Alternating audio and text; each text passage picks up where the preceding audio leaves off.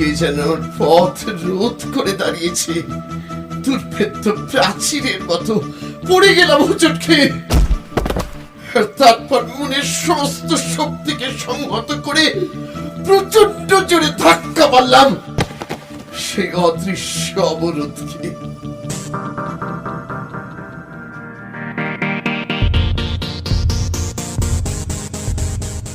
নমস্কার, বাকশ্রুতি ইউটিউব চ্যানেলের পক্ষ থেকে আমি সতীনাথ মুখোপাধ্যায় সমস্ত শ্রোতা বন্ধুদের স্বাগত জানাচ্ছি।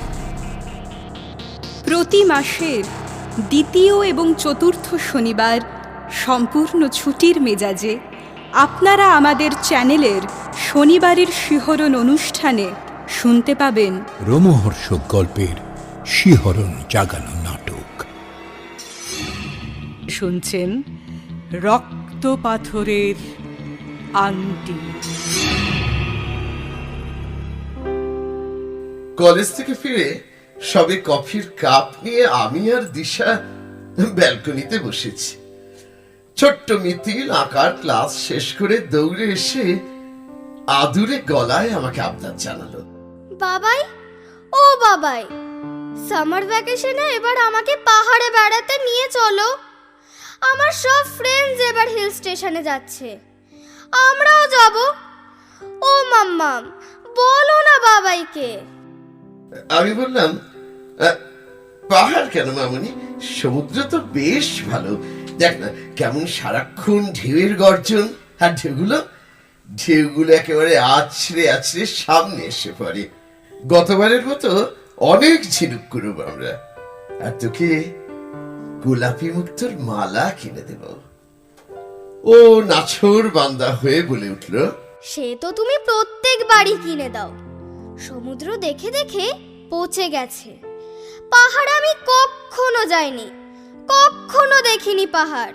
আমি এবার ওকে ভোলানোর একেবারে শেষ চেষ্টা করে বললাম, কেন মামনি, চাঁদের পাহাড় সিনেমা দেখাতে নিয়ে গেলাম যে।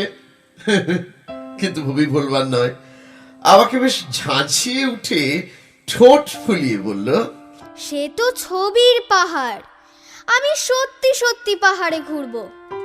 ম্যাম বাংলা ক্লাসে বলেছে পাহাড়ি পথের ঘোরানো রাস্তাকে বলে পাকদণ্ডী। আমি পাকদণ্ডিতে ঘুরবো গাড়িতে। ওকে নিরস্ত করতে একেবারে অন্তিম অস্ত্র প্রয়োগ করলাম আমি, যদিও সেই অস্ত্রটা বেশ দুর্বল। পাহাড়ে খুব ঠান্ডা রে মামুনি, তো টনসিলাইটিস আছে না, ডাক্তার তো তাই বরফ খেতে বারণ করেছে। আর পাহাড়ে তো চতুর্দিকে বরফ। ভাল লাগে না আরে তোমার সঙ্গে। ও মাম্মাম, তুমি চুপ করে আছো কেন? বলো না বাবাইকে। দিশা আমার দিকে পূর্ণ দৃষ্টিতে তাকিয়ে অনুচ্চস্বরে বলল, এতগুলো বছর হয়ে গেল, এখনো কাটিয়ে উঠতে পারছো না 8 বছর আগের সেই ভয়ঙ্কর স্মৃতিটাকে? সময়ের স্রোতে ভাসিয়ে দাও না সেই মনের ভয়ের অন্ধকারকে। দিশা, এখন তো তুমি আর সেবারের মতন একা যাচ্ছ না, এখন তো আমি আছি তোমাকে আগলে রাখার জন্যে সব বিপর্যয়ের হাত থেকে। আর জানো তো কোন বৈষ্ণব বংশের মেয়ে আমি? আমার শাঁখা সিঁদুরের জোর বড় সাংঘাতিক।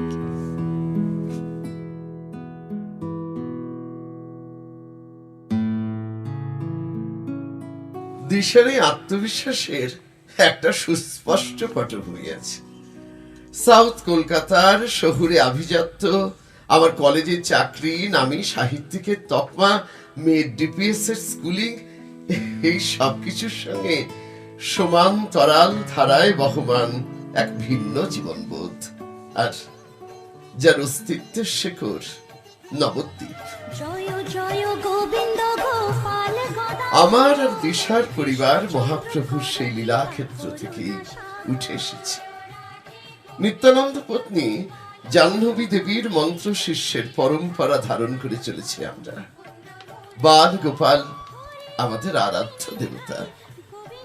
আমার মায়ের মধ্যে আমি দেখেছি এই যুগের এক আশ্চর্য যশোদাকে। টোল আর চতুষ্পাঠীর শিক্ষায় সমুজ্জ্বল নবদ্বীপের শেষ উত্তরাধিকার সযত্নে ধারণ করেছিলেন আমরণ। মায়ের স্নিগ্ধ সুমধুর কণ্ঠে শোনা শ্রীকৃষ্ণের বাল্য লীলার পথ এখন আমার কানে বাজে। শ্রীদাম সুদাম দাম শুনো রে বলরাম, মিনতি করিয়ে তো সবারে। বন কত অতি দূর নবতৃণ কুশাঙ্কুর, গোপাল লইয়া না যাহিও দূরে। সখাগণ আগে পাছে গোপাল করিয়া মাঝে, ধীরে ধীরে করহ গমন।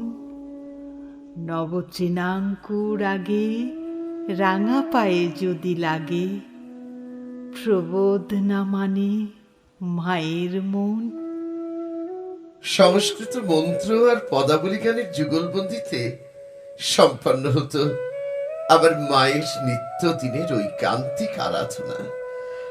মা আমাকে বলতেন, বিপদে সংকটে এই কুলদেবতাই আমাদের পরম আশ্রয় রাজু। জীবনের পথে চলতে চলতে যদি কখনো দিগ্ভ্রষ্ট হোস, দিশাহারা লাগে নিজেকে, এক মনে স্মরণ করিস এই দেবকী নন্দনকে। আমি মজা করে বলতাম, তোমার আরাধ্য তো কুরুক্ষেত্রের কৃষ্ণ নয় মা, ননিচোরা ছোট্ট শিশু। বিপদ থেকে উদ্ধার করার শক্তি তার কি করে হবে? মা গভীর আত্মবিশ্বাসের সঙ্গে বলতো, পুতনাবধ আর কালীয় দমন তো এই দুধের শিশুই অবলীলায় করে ফেলেছিল রাজু।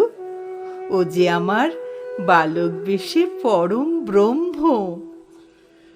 আবার সদা ব্যস্ত ব্যারিস্টার বাবাকেও দেখেছি প্রতিদিন স্নান সেরে ঠাকুর ঘরে যেতে, গোপাল সন্দর্শনে।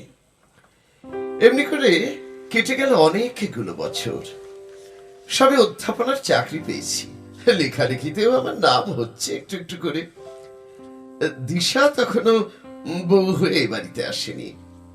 দিনটা ছিল 3 সেপ্টেম্বর 2016 সাল, জন্মাষ্টমীর ঠিক আগের দিন। সন্ধ্যারতি সাঙ্গ করে এসে মা আমাকে বলল, কাল তো তোর কলেজ ছুটি রাজু, সারাদিন আর কোথাও বেরোস না বাবা। আমি সবিস্ময়ে জানতে চাইলাম, কেন মা? মা স্নিগ্ধস্বরে বলল,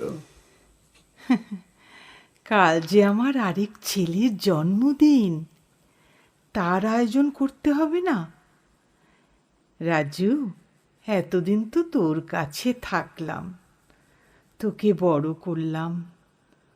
তোর বাবা মারা যাওয়ার পরেও 12টা বছর অন্যজনের যে অভিমান হয়েছে, বাঁশি বাজিয়ে ঠোঁট ফুলিয়ে আমায় ডাকছে। বৈকুণ্ঠ লোকে আমার হাতে জন্মদিনের পায়েস খাবে বলে।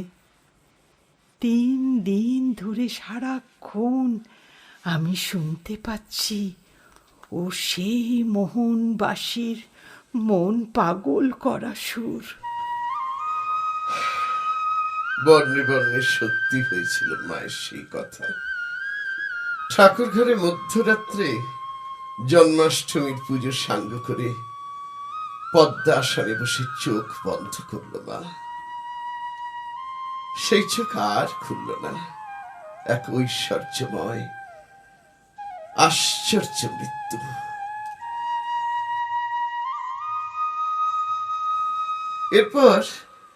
এরপর দ্রুত গতিতে ঘটে গেছে আমার জীবনের পট পরিবর্তন। দিশা এল আমার শূন্য সংসারে। নিত্য গোপাল সেবার জন্য নিয়োজিত হলেন পুরোহিত। এরই মধ্যে সংসারের নতুন অতিথির আগমনের দিন আসন্ন হয়ে উঠল। মণিমা মানে আমার শাশুড়ি বললেন, এই 4টে মাস বুড়ি আমাদের কাছে থাকুক রাজু, মিনতি বেঁচে থাকলে তো কোনো কথা ছিল না, কিন্তু তোমার এই সারাদিনের ব্যস্ততা, এত বড় বাড়িতে ওর একা থাকা, না না না, ঠিক হবে না বাবা। এই সময়টা বড় সাবধানে থাকতে হয়। তোমাদের প্রথম বংশধর আসতে চলেছে, একটু যত্নে একটু সাবধানে থাকতে হবে বই কি। দিশাও মন থেকে চাইছিল না আমাকে ছেড়ে থাকতে। মণিমা চলে যাওয়ার পর একান্তে আমাকে বলল, একদম আমার ভালো লাগছে না। এই একটা বছরে মামুনি চলে যাওয়ার পর থেকে আমি তো নিজে হাতে তোমার সবটা করি। এতগুলো মাস তোমার একার চলবে কি করে? আমি বললাম, মানদামাসি তো আছে, নিরামিষাসী পরিবার আমাদের, আমাকে দুটো সেদ্ধ ভাত ঠিক ফুটিয়ে দেবে। তাই না? সেদ্ধ ভাত মুখে রোজে বাবুর? শুক্তো, মোচার ঘন্ট, ছানার কোপ্তা, এঁচড়ের ডানলা, থোর চচ্চড়ি, বলি এতগুলো রান্না দুবেলা কার জন্য রাঁধি শুনি? আরে সে তো মা তুমি মিলে আমার অভ্যেসটা খারাপ করে দিয়েছো, তাই না হলে। থাক, খুব হয়েছে আত্মপক্ষ সমর্থন। না গো, আমার যে সারাক্ষণ ভাবনা হবে তোমার জন্য। দিশা, দিশা এই কটা মাস আমাদের মাঝে যে আসছে তার কথা একটু ভাবো। আমাকে নিয়ে ভাবার জন্য তো গোটা জীবনটাই তোমার পড়ে আছে, আর দুবেলা তো মোবাইলে আমাদের কথা হবেই। গভীর রাত্রে মধুর প্রেমালাপ। যা, অনেক হয়েছে, এবার ছাড়ো।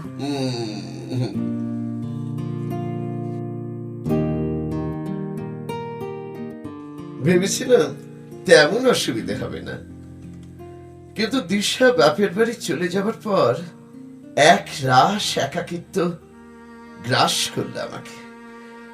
বারবার মনে পড়তে লাগলো মায়ের কথা। শূন্য ঘরে লেখাতেও মন বসে না। এমন সময়ে একদিন ফোন এলো আমার ডেন্টিস্ট বন্ধু শিবনাথের। বউ বাপের বাড়ি গেছে, তাই নাকি আজ সোৎসাহে বন্ধুদের ব্যাচেলার্স পার্টি। মজা করে বলল, তোর কোনো অসুবিধে হবে না রে তৃণভোজী, কাজের মাসিকে বলে রেখেছি সন্ধ্যেবেলা এসে পনির বল আর ভেজিটেবিল কাটলেট ভেজে দিয়ে যাবে।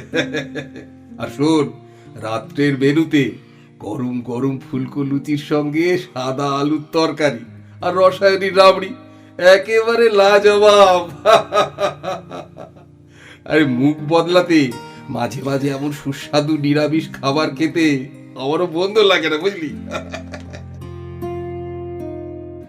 সত্যি বহুদিন পর বন্ধুদের জমাটি আড্ডায় বসে মনটা বেশ ফুরফুরে হয়ে গেল। কথায় কথায় আমার সমস্যার কথা শুনে সুচিন্তিত নিদান দিল শিবু। অনেক লেখার যখন বাইরে নিয়েছিস, নিরালায় কোনো অফবিট জায়গায় ঘুরে আয় না কটা দিন। যদি বলিস এমন স্থানের সন্ধান আমিই তোকে দিতে পারি। সামসিং টি এস্টেট, গত বছরই গিয়েছিলাম সুচেতাকে নিয়ে, দারুণ এনজয় করেছি। জানতে চাইলাম জায়গাটা কোথায়। ও বলল, ডুয়ার্স অঞ্চল, জলপাইগুড়ি, পাহাড়ি গ্রাম, বুঝলি? চার কমলা লেবুর বাগান, একেবারে সবুজে ঘেরা প্রকৃতি, তাকালেই দু চোখ জুড়িয়ে যায়। শাল শিমুলে ঘেরা মনোময় পরিবেশ, পাহাড়, নদী, পাখিদের কলকাকলি, একেবারে একেবারে স্বপ্ন রাজ্য। কিন্তু থাকবোটা কোথায়? সুন্দর হোমস্টের ব্যবস্থা আছে বন্ধু। বারবিকিউ থেকে আদিবাসী নৃত্য সব পাবি। আর অপূর্ব প্রকৃতির দিকে তাকালে লেখা তোর কলম থেকে আপসে বেরিয়ে আসবে, বুঝলি?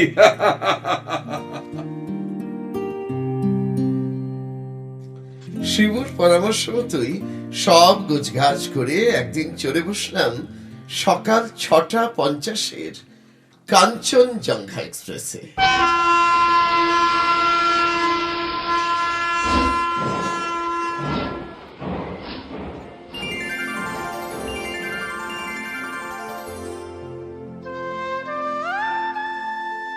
পেয়েও গেলাম থাকার জন্য আইডিয়াল হোমস্টে। বাড়ির মালিকের নাম চিবু লামা, অমায়িক মানুষ। চিবু আর ওর বউ সনম দুজনে মিলে সযত্নে চালায় তাদের এই আতিথেয়তার দায়িত্ব। ওই রাতটা কেটে গেল নিশ্চিদ্র বিশ্রাম নিয়ে। পরদিন সকাল থেকে শুরু করলাম লেখালেখির কাজ। দুরন্ত গতিতে মধ্যাহ্ন ভোজনের আগেই নেমে গেল আমার একটা ছোট গল্প, যা কিনা কলকাতায় বসে নিতান্তই অসম্ভব। সত্যি প্রকৃতির জাদু আছে। সন্ধ্যেতে আর লেখায় মন বসল না, তাই ভাবলাম 2 ঘন্টা একটু ঘুরে আসি। হাঁটতে হাঁটতে এগিয়ে গেলাম দুরন্ত উজ্জ্বল পাহাড়ি নদীর মূর্তির অভিমুখে। নদীর তীরে পাথরের উপর বসে মনে হয় মূর্তি যেন কলকল করে মানুষের সঙ্গে কথা বলে চলেছে। ফেরার সময় পথটা আমার একটু গুলিয়ে গেল। রাত বড় তাড়াতাড়ি নামে পাহাড়ি এলাকায়। তারই মধ্যে 2-1 আদিবাসী মানুষকে খুঁজে পেতে জিজ্ঞাসাবাদ করে এগিয়ে চললাম আপন গন্তব্যের অভিমুখে। হঠাৎ হঠাৎ যেন মাটি ফুঁড়ে আমার মুখোমুখি হলো এক মধ্যবয়সী ভুটানি মহিলা। কুয়াশার অন্ধকারের কারণে এতক্ষণ তাকে হয়তো চোখে পড়েনি আমার। ভালো করে তাকিয়ে দেখলাম বড় কুদর্শন একটা মুখ, কেমন যেন ভয়াবহ চেহারা একটা, গা ভর্তি উল্কি, পরনে একটা কালো আলখাল্লা, কানে মাকড়ি, মাথায় জটা, আর লাল পাথর বসানো ওই মাকড়িগুলো কেমন যেন একটা ভয়ের উদ্রেক করে। গলায় রয়েছে একটা কালো পাথরের মালা, আর বিশেষভাবে লক্ষ্য করার মতো তার মুখের দুপাশের 2 তীক্ষ্ণ ছুঁচলো দাঁত, ঠিক যেন মাংসাশী পশুর মতো, আর গায়ের গন্ধটাও বাঘের মতো বোটকা। কেমন যেন বমি পায়। আমার দিকে যখন তাকালো দেখলাম চোখ 2 লাল জবা ফুলের মতো। কেমন একটা হিস হিসের স্বরে বলল আমাকে, ये पत्थर मैं आपको देना चाहती हूँ बाबूजी। আমি তাকিয়ে দেখলাম শুধু পাথর নয়, জলজলে সাদা পাথর বসানো একটা রূপোর আংটি।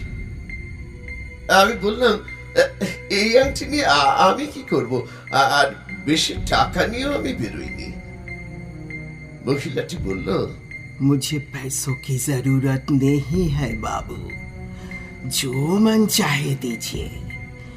ये असली चांदी और पत्थर में भी बहुत शक्ति होती है, विश्वास कीजिए, ये तुम्हारा जिंदगी बदल देगा, पूरी तरह बदल देगा। পকেটে একটাই 500 টাকার নোট ছিল আমার, সেটা তুলে দিলাম মহিলার হাতে। আর কিছু নয়, ওর অস্বস্তিকর অস্তিত্ব আর দেহের উৎকট গন্ধ থেকে মুক্তি পাবার জন্যে। মহিলা টাকাটা হাতে নিয়ে আর একটা কথা বলেই আবার মিলিয়ে গেল কুয়াশার মধ্যে। मेरा काम अब पूरा हो गया, जरूर फिर मिलेंगे तुम्हारे साथ। এই একটা পাথরের আংটি বদলে দেবে আমার গোটা জীবন, আর নিশ্চিত ভাবেই নাকি আবার দেখা হবে ওর সঙ্গে। কথাগুলোর প্রকৃত তাৎপর্য সেদিন আমি বুঝিনি। যাই হোক, রাত 8টার মধ্যে যখন আমার অস্থায়ী আস্তানায় ফিরলাম, তখন সেখানে বিশাল 2 দেশি মোরগের মাংস পোড়ানোর একেবারে মহোৎসব শুরু হয়ে গেছে, বারবিকিউ। অন্য টুরিস্টদের পাশেই আমি বসলাম একটা বেতের চেয়ার টেনে নিয়ে। কিন্তু অদ্ভুত কাণ্ড, জন্ম থেকে যে মাংসের প্রতি, যে আমিষের গন্ধের প্রতি আমার তীব্র অনীহা, আজ এই চিকেন রোস্টের গন্ধে তার কেমন যেন একটা ব্যতিক্রম হলো। আমার রসনা রসসিক্ত হয়ে উঠছে। খুব লোভ হচ্ছে এই দগ্ধ কুক্কুট স্বাদ গ্রহণ করার। আগেই আমি জানিয়ে রেখেছিলাম আমি নিরামিষাশী, কিন্তু এই মুহূর্তে নির্লজ্জের মতো চিবু আর সনমের কাছে আমি ব্যক্ত করে ফেললাম আমার দুরন্ত বাসনার কথা। ওরা ওরা অবাক হয়ে তাকিয়ে থাকলো আমার দিকে। থাকুক গে যাক, কি হবে অত ভেবে, ওরা তো আর আমার পরিচিত পরিজন নয়, আর হয়তো কখন এখানে আসাই হবে না। তৃপ্তি করে চেটে পুটে খেলাম মুরগের পোড়া মাংস। যে কদিন থাকলাম দুবেলাই বিপুল পরিমাণে চললো আমার আমিষ আহার। 10 দিনের মাথায় ভ্রমণের মিশ্র অনুভূতি নিয়ে আবার আমি চলে বসলাম হাওড়া গাড়ি ট্রেনে। ফেরার পরেও সেই রুচির পরিবর্তন থাকলো অব্যাহত, কিন্তু এবার তো সংকোচের ধারণা। দিশার নির্দেশ অনুযায়ী রোজ রান্না করে মানতা মাসি। কাজে এসেই আমার ফোন থেকে কথা বলে নেয় নতুন গৃহিণীর সঙ্গে, আর সেই মতো প্রস্তুত হয় নানা সুস্বাদু নিরামিষ ব্যঞ্জন। কিন্তু এখন সে সমস্ত পদেই চরম অনীহা আমার, বিস্বাদ লাগে আমার মুখে। দুবেলার খাবারই প্রায় অভুক্ত থেকে যায়। বানতবাসী মোবাইলেই অনুযোগ জানায় দিশার কাছে আমি নাকি প্রায় কিছুই খাচ্ছি না, এরম করে আমার স্বাস্থ্য ভেঙে পড়বে। আর এসব শুনে উৎকণ্ঠিত গলায় আমাকে ফোন করে দিশা। কি ব্যাপার বলো তো? খাওয়া দাওয়া শুনছি তো সব পাটে উঠেছে, এমন করলে তো শরীর খারাপ হবেই। এই জন্য আমি মায়ের কাছে আসতে চাইনি। সত্যি করে বলো তো, কি হয়েছে তোমার? ওকে উদ্বেগ মুক্ত করতে লঘু পরিহাসের ভঙ্গিতে বললাম, আরে কিচ্ছু নয় গো, বইয়ের জন্যে বিরহ। আরে একা আছি জেনে শিবু, মনতোষ, প্রবাল পরপর কদিন নিমন্ত্রণ করে খাওয়ালো, তাই। তা ভালো, তো মানদা মাসিকে তো আগে থেকে জানিয়ে রাখবে, ও তো কষ্ট করে রান্নাগুলো সব করলো। আচ্ছা বাবা, সরি, আর কখনো এমন হবে না। মনে থাকে যেন। মনে থাকবে ম্যাডাম, মনে থাকবে। এ তো আসলে আমার আরোপিত অভিনয়। আমি বুঝতে পারছি আমার মধ্যে একটা অদ্ভুত পরিবর্তন আসছে। কোথায় কেমন ভাবে যেন বদলে যাচ্ছে আমি। জৈবিক তাগিদেই ছলনার আশ্রয় নিতে হচ্ছে আমাকে প্রতি মুহূর্তে। মানদাবাসী কাজ সেরে চলে যাবার পর আমি লুকিয়ে লুকিয়ে আমিষ খাবার কিনে আনতে শুরু করলাম।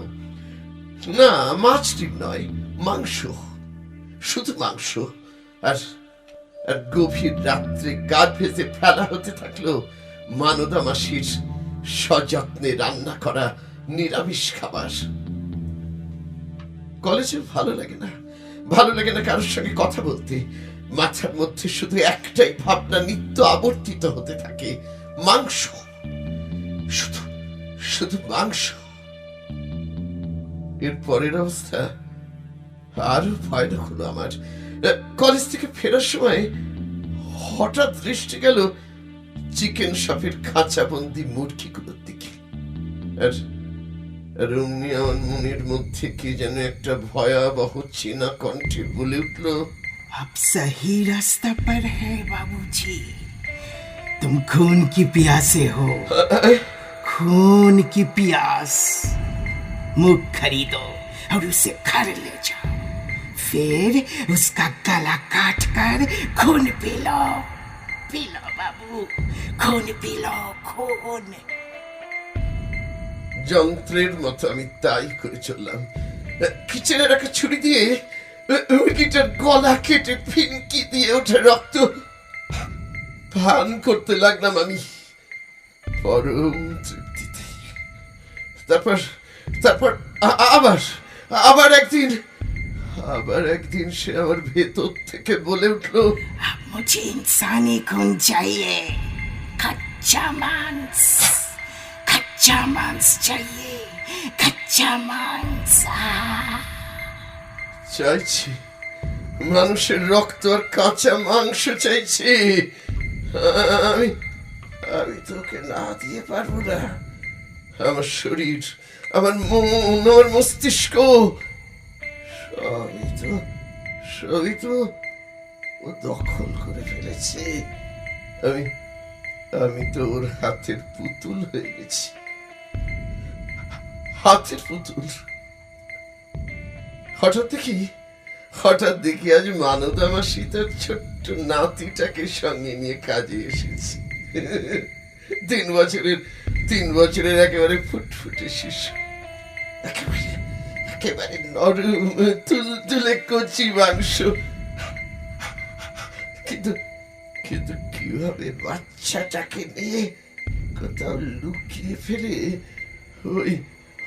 ওই মুরগি কাটার ছুরিটা নিয়ে আসি।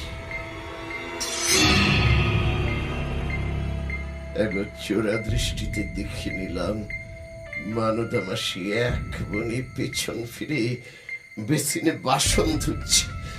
নিমেষে কোলে তুলে নিলাম বাচ্চাটাকে, কিন্তু অদ্ভুত কাণ্ড, বাচ্চাটা ভয় না পেয়ে আমার গলা জড়িয়ে ধরলো।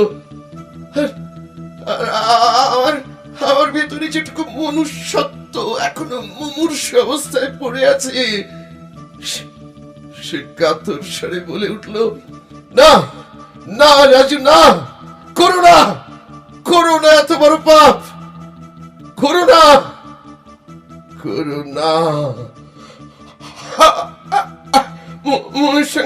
মনের সঙ্গে মরিয়া হয়ে যুদ্ধ করে আমি বিধ্বস্ত অবস্থায় আর কোলের থেকে নামিয়ে রাখলাম নিষ্পাপ সুন্দর শিশুটাকে।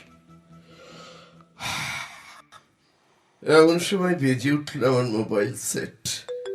ফোনের উপরে আমার প্রাণ প্রতিমা দিশা আদুরে গলায় বলল, কি গো, আর কতদিন আমাকে বাপের বাড়িতে ফেলে রাখবে? মেয়ে তো 3 মাসের হয়ে গেল। জানো কি মিষ্টি গাবলু গুবলু হয়েছে না, একেবারে নরম তুলতুলে। এবার ও বাবার কোলে চড়ে ঘুরতে চায়। আমি কিন্তু এই সপ্তাহেই তোমার কাছে যাব। তোমাকে ছেড়ে আর থাকতে পারছি না গো, আমি কিন্তু যাবই। না রজত, না না, মানে আমি বলছি কি, এত ছোট বাচ্চা তো, মাকে ছাড়া তুমি একলা সামলাতে পারবে না। আর 2 মাস যাক। তোমার কি হয়েছে বলো তো? এ যেন আমি অন্য কোনো মানুষের সঙ্গে কথা বলছি, অন্য কোনো লোকের গলা শুনছি। না না না না, আমার কিচ্ছু হয়নি। আরে কি আবার হবে? শোনো না, আমি এখন রাখি, রেডি হব, কলেজ যেতে হবে। কলেজ দাড়ি কামানোর জন্য ওয়াশরুমের আয়নার সামনে খালি গায়ে দাঁড়ালাম। সে কি আমার ওপরের পাটির দুটো দিকে দুটো দাঁত এতটা ছুচলো হয়ে গেল কি করে? আর গোটা গায়ে কেমন যেন একটা উৎকট গন্ধ। আর এর সবটাই আমার কেমন চেনা। কলেজে না গিয়ে আমি ছুটলাম শিবুর চেম্বারে। সযত্নে আমাকে চেক আপ করে ও চিন্তিত মুখে বলল, রিয়েলি এ রেয়ার কেস। এমন আমি এর আগে কখনো দেখিনি। কার্নিভোরিয়াসদেরই এমন তীক্ষ্ণ দাঁত হয়। যদিও মেডিকেল থিওরি বলছে শরীরে ক্যালসিয়ামের মাত্রা বেশি হয়ে গেলে দেহের কোনো বিশেষ অংশে তার অতিরিক্ত প্রভাব পড়তে পারে, বাট ট্রুলি স্পিকিং আমি স্বচক্ষে তেমন কোনো নিদর্শন দেখিনি। হোয়াটএভার, লোকাল অ্যানাস্থেশিয়া করে আমি ওই ধারালো দাঁত দুটোকে ঘষে সমান করে দিচ্ছি। এরপরও এই প্রবলেম অ্যারাইজ করলে আমাকে আবার অন্যভাবে ভাবতে হবে। ট্রিটমেন্ট সেরে আমি বাড়ি ফিরলাম ক্লান্ত পায়ে। অবসন্ন অবস্থায় সোফায় হেলান দিয়ে বসে আছি। জানি না কোন পরিণতি আমার জন্য অপেক্ষা করে আছে। হঠাৎ চোখে পড়ে গেল আমার ডান হাতের অনামিকায় পড়ে থাকা সেই আংটিটা। আংটিটার সাদা পাথর কোন আশ্চর্য কালো জাদুতে টুকটুকে লাল হয়ে গেছে, যেন জমে যাওয়া একটা রক্তবিন্দু। আকস্মিকভাবেই সেই চরম বিপর্যয়ের মুহূর্তে আমার মনে পড়ে গেল মায়ের কিছু কথা। রাজু, সংশয় আর অবিশ্বাসের দোলাচলতা মানুষকে গোলক ধাঁধার মধ্যে ঘুরিয়েই মারি, শুধু পথ দেখায় না। বিশ্বাসের শক্তি অনেক বড় রে। চিরকাল তো তোকে আগলে রাখার জন্য আমি থাকবো না বাবা। যখন কোনো চরম বিপদে দিশাহারা লাগবে, অন্ধকারে পথ খুঁজে পাবি না, তখন অন্তরের আকুতি দিয়ে আমার ঘনশ্যাম বালগোপালের সামনে একবার দাঁড়াস বাবা, একবার দাঁড়াস। একবার মন থেকে বলিস, তহু জগতারণ দীন দয়াময়, অতএ তোহারি বিশ্বাসা। রক্ষা করো আমাকে, কৃপা করো, কৃপা করো, কৃপা সিন্ধু, কৃপা করো। মায়ের কথাগুলো আমার বিবশ মনের জমাট ব্যথা অন্ধকারের মাঝে যেন হাজার প্রদীপ জ্বালিয়ে দিল। ছুটে যেতে চাইলাম আমি ঠাকুর ঘরের দিকে, কিন্তু স্পষ্ট বুঝতে পারছি কে যেন ওর পথ রোধ করে দাঁড়িয়েছে। দুর্ভেদ্য প্রাচীরের মতো পড়ে গেলাম হোঁচট খেয়ে। তারপর মনের সমস্ত শক্তিকে সংহত করে প্রচন্ড জোরে ধাক্কা মারলাম সেই অদৃশ্য অবরোধকে। এবার আমি এসে দাঁড়িয়েছি সেই মোহন মূর্তির সামনে। কায় মনোবাক্যে উচ্চারণ করলাম মায়ের শেখানো সেই প্রণাম মন্ত্র। নীলোৎপল দল শ্যামং যশোদানন্দ নন্দনম গোপিকা নয়নানন্দম গোপালং প্রণমাম্যহম। কোনদিন আজ পর্যন্ত আমি নিজের থেকে এসে দাঁড়াইনি তোমার সামনে। আমি পালন করিনি আমার ভক্তিমতী মায়ের উত্তরাধিকার। পুরোহিতের হাতে পুজোর দায়িত্ব দিয়ে ভুলে থেকেছি তোমায়। ক্ষমা করো, ক্ষমা করো আমাকে মুরারি মোহন। দয়া করো, রক্ষা করো, রক্ষা করো এই পিশাচের কবল থেকে। রক্ষা করো, রক্ষা করো। মুহূর্তের জন্য চোখ বন্ধ করেছি আমি। হঠাৎ ঠং করে একটা আওয়াজ হলো। তাকিয়ে দেখলাম গোপালের শ্বেত পাথরের বেদিতে ছিটকে পড়েছে আমার আংটি পাথরটা, ভেঙে দু টুকরো হয়ে গেছে। আর তারপরেই এক বিভৎস পৈশাচিক আর্তনাদ, মৃত্যু কাতর কণ্ঠস্বর।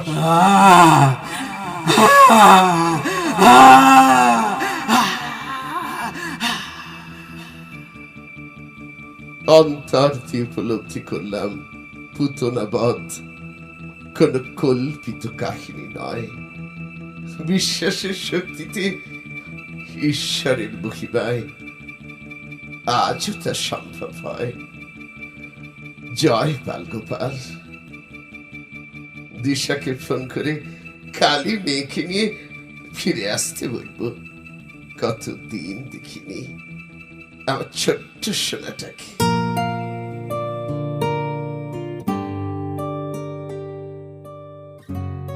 নাটক নির্দেশনা ও রজতাভর ভূমিকায় দেবাশিস পাল, দিশার মা শাশ্বতী গাঙ্গুলি, শিবনাথ শুভজিৎ সোম, মিতিল সম্পূর্ণা দাস, দিশা সঞ্চয়িতা নাগ, ডাকিনী আলপনা ঘোষ এবং মায়ের চরিত্র চিত্রণে সুস্মিতা চক্রবর্তী। আমাদের প্রতিটি নাটকের প্রয়োগ পরিকল্পনায় রয়েছেন দেবাশিস পাল। শব্দগ্রহণ স্টুডিও আবহ। যন্ত্রানুষঙ্গ সুব্রত বাবু মুখোপাধ্যায়। আবহ নির্দেশনা সন্দীপ দে। গ্রাফিক্স পরিকল্পনা ও প্রচার ভাবনায় রয়েছেন ড্রিম রিড, প্রীতি বিশ্বাস পাল এবং ডক্টর দীপায়ন পাল। প্রধান উপদেষ্টা সতীনাথ মুখোপাধ্যায়, কাজল সুর এবং জীবেশ ভট্টাচার্য। আপনারাও আপনাদের লেখা কোনো ভৌতিক গল্প, কোনো নাটক কিংবা অভিজ্ঞতার কথা আমাদের লিখে পাঠাতে পারেন। মনোনীত রচনা লেখকের নাম সহ প্রচারিত হবে শনিবারের শিহরণ অনুষ্ঠানে। মতামত ও রচনা পাঠানোর ঠিকানা শনিবারের শিহরণ, প্রযত্নে দেবাশিস পাল ও স্বাগতা পাল, 37 নম্বর অখিল মিস্ত্রি লেন, কলকাতা 7,09,000। চলভাস 9830386953 এবং 9830386952। আমাদের চ্যানেলটিকে সাবস্ক্রাইব করে আমাদের পাশে থাকবার অনুরোধ জানাচ্ছি। আজকের মতো বিদায় নিচ্ছি। আবার দেখা হবে প্রতি মাসের দ্বিতীয় এবং চতুর্থ শনিবার। বাকশ্রুতির শনিবারের শিহরণ অনুষ্ঠানে এমনই এক রোমাঞ্চকর নাটকের সম্ভার নিয়ে। নমস্কার। শনিবারের শিহরণের এবার নতুন সংযোজন, রোমাঞ্চকর গল্পপাঠ, বুধবারের ভুতুরে কথা। খুব শীঘ্রই আসছি আমরা এক ব্যাগ ভূতের গল্প নিয়ে। অপেক্ষায় থাকুন ও শুনতে থাকুন বাকশ্রুতি ইউটিউব চ্যানেল।